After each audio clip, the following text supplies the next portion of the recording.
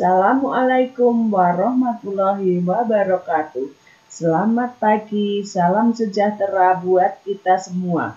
Bertemu kembali dengan Ibu Wiwi, guru kelas 4. Kali ini kita akan mempelajari tentang tema 2, selalu berhemat energi, subtema 1, sumber energi.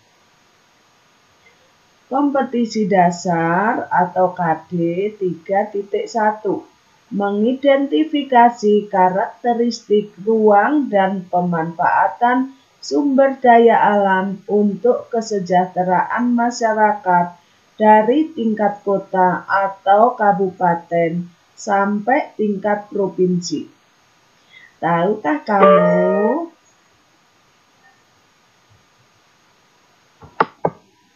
tentang sumber daya alam?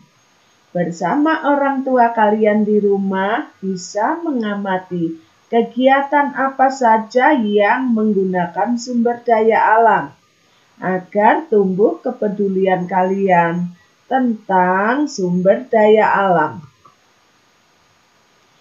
Sumber daya alam di Indonesia memiliki sumber daya alam yang berlimpah. Disebut sumber daya alam karena berasal dari alam. Penduduk Indonesia dapat menikmati sumber daya alam tersebut untuk memenuhi kebutuhannya. Indonesia merupakan salah satu negara kepulauan terbesar di dunia dan sebagian besar kawasan dengan sumber daya alam yang sangat tinggi nilai ekonomisnya. Sumber daya alam dapat dibedakan menjadi dua. A. Sumber daya alam yang dapat diperbarui. Sumber daya alam yang dapat diperbarui adalah salah satu sumber energi yang dapat dipakai terus-menerus karena jumlahnya tidak terbatas dan tidak akan habis. Namun, agar tetap menjaga dan menghemat penggunaan sumber daya alam, karena penggunaan yang berlebihan akan mempengaruhi kehidupan kita. Contoh sumber daya alam yang dapat diperbarui. Yang ke-1, matahari. Setiap hari matahari selalu bersinar hingga sore hari akan tenggelam. Yang kedua, angin. Angin terus-menerus akan ada yang kita hirup, merupakan oksigen yang kita gunakan sebagai untuk bernafas. Kemudian air. Air juga melimpah, mulai dari air laut, air sungai, dan air hujan. Kemudian keempat, tanah. Tanah yang kita injak di bumi ini merupakan sepertiga dari bumi, terdiri dari tanah.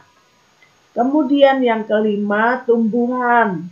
Tumbuhan sangat banyak juga ya anak-anak di hutan.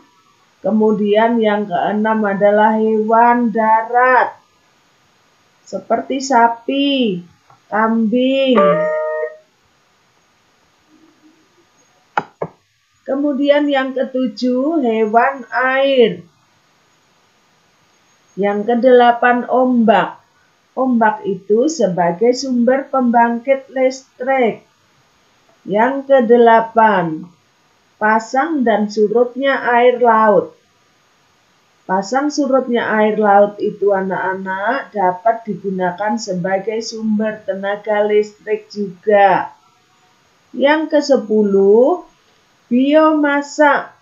Biomasa itu sisa-sisa makhluk hidup, baik yang berada di air maupun berada di tanah. Yang ke-11, geotermal. Geotermal itu adalah energi panas bumi Yang ke-12, nuklir. Nuklir merupakan sumber pembangkit tenaga listrik. Itulah contoh daya alam yang dapat diperbarui. Kemudian yang kedua, sekarang yang B, sumber daya alam yang tidak dapat diperbarui. Apabila sumber daya alam ini dipergunakan terus-menerus, maka akan habis. Oleh karena itu, kita harus berhemat menggunakan sumber daya alam ini.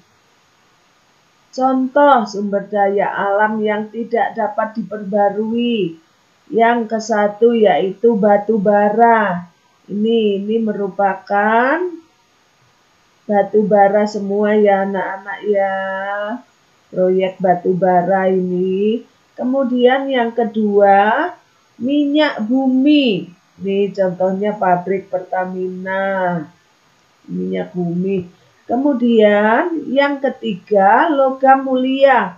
Logam mulia itu bisa berupa emas, bisa berupa perak, diamond, platinum. Kemudian yang keempat, besi. Di rumah kita semua menggunakan pagar ya anak-anak, itu bahannya terbuat dari besi. Kemudian yang kelima, tembaga.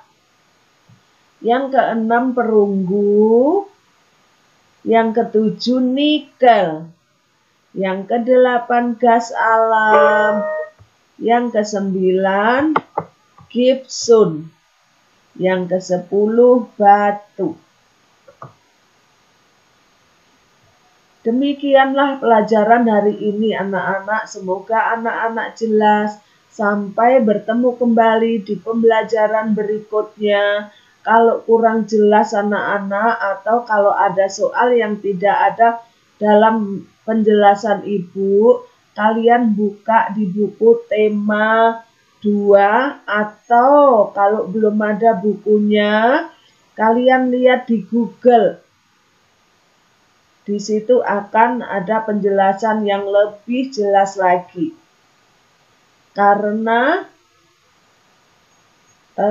terbatasnya waktu untuk ibu menyampaikan panjang lebar, akhirnya ibu akhiri. Wabillahi taufiq wal hidayah. Wassalamualaikum warahmatullahi wabarakatuh.